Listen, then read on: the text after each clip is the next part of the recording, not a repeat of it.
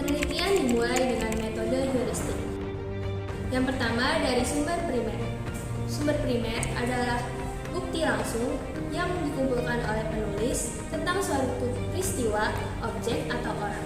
Sumber yang pertama dari sumber dokumen arsip NASA.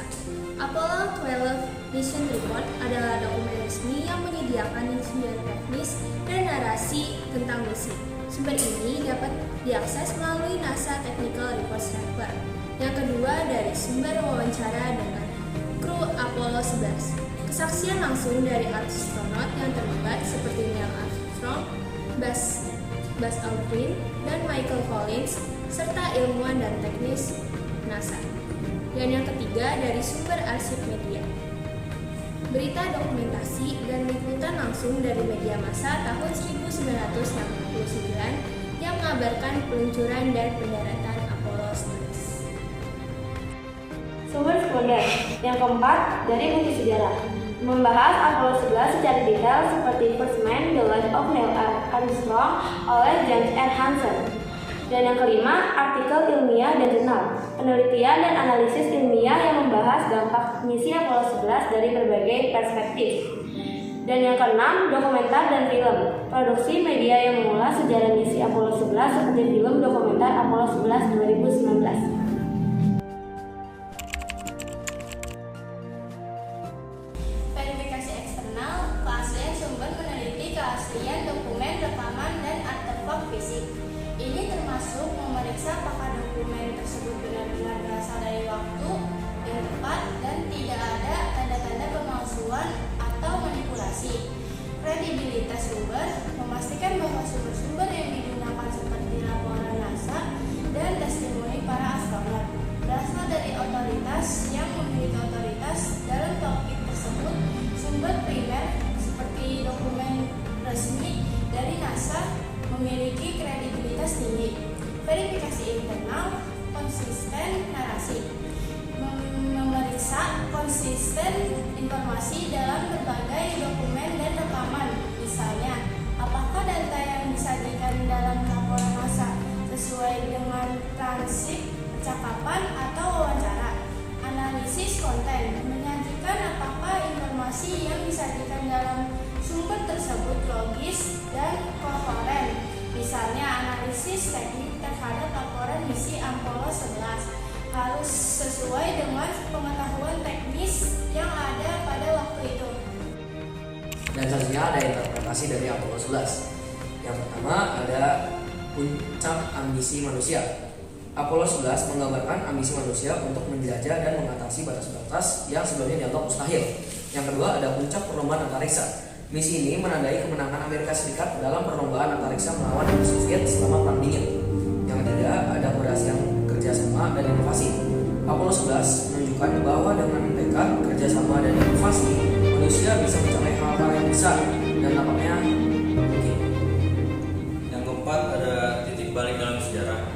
Misi ini menjadi momen bersejarah yang menginspirasi seluruh dunia untuk terus bermimpi dan mengejar pencapaian besar. Yang kelima ada kesadaran lingkungan global. Gambar bumi dari bulan menimbulkan kesadaran tentang betapa kecil dan rapuhnya planet kita, memicu rasa tanggung jawab global. 6. Warisan abadi. Apollo 11 mengukir warisan tentang apa yang bisa dicapai umat manusia ketika bekerja bersama menuju tujuan bersama yang lebih besar. Pada setiap tanggal 20 Juli, kita memperingati Hari Sejarah Manusia akan Kemajuan Teknologi. Astronot Neil Armstrong menjadi manusia pertama yang menginjakkan kaki di bulan pada tanggal 20 Juli 1969. Nah, tanggal ini kemudian dideklarasikan sebagai Hari Bulan Internasional. Sejarah ini dimulai pada tanggal 16 Juli 1969 pukul 9:32 waktu Amerika Serikat. Saturn V yang merupakan kendaraan peluncuran kapal satelit antariksa mengeluarkan pancaran api dan membawa Apollo 11 ke angkasa. Jika Saturn V meledak di atau dekat dengan landasan peluncuran, maka kekuatannya akan setara dengan senjata nuklir kecil. Ini dikutip dari perkataan Newport pada tanggal 16 Juli 1969. Setelah menyalakan dan membuang 2 dari 3 mesin, wahana antariksa itu memasuki orbit bumi pada ketinggian hampir 120 mil di atas permukaan. Setelah 1 putaran mengelilingi planet itu, roket G2 tahap ketiga menyala, melontarkan para astronot Apollo keluar dari orbit dekat bumi dan memasuki lintasan menuju bulan. Pada tanggal 17 Juli 1969, Apollo 11 berada tepat di antara jarak bumi ke bulan. Pada hari pendaratan, Armstrong bersama dengan Aldrin akan mendarat dengan materi pendarat yang diberi nama Eagle, sedangkan Michael Collins berada di pesawat pengendali terbang mengelilingi orbit bulan yang diberi nama Columbia. Pendaratan di permukaan bumi terjadi pada tanggal 20 Juli 1969 pukul 20:17:39 UTC. Saat Armstrong pertama kali melangkah dari tangga ke permukaan bulan, dia berkata, "Satu langkah bagi seorang manusia, satu lompatan besar bagi umat manusia." Sekitar 20 menit setelah pijakan pertama, Aldrin bergabung dengan Armstrong untuk menjelajahi permukaan bulan selama kurang lebih 2,5 jam. Tapi sebelum itu, mereka mengeluarkan plakat yang memperingati penerbangan mereka dan juga menancapkan bendera Amerika Serikat.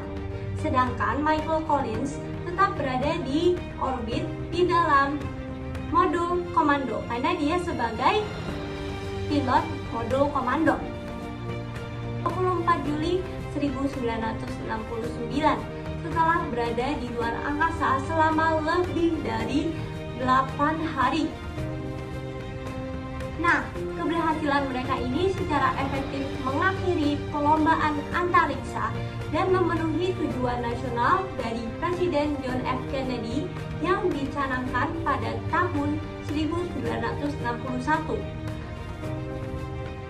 Presiden John F. Kennedy bertekad menjadikan Amerika Serikat sebagai negara yang lebih unggul dibandingkan negara-negara lainnya. Setidaknya terbukti kekuatannya secara aktual.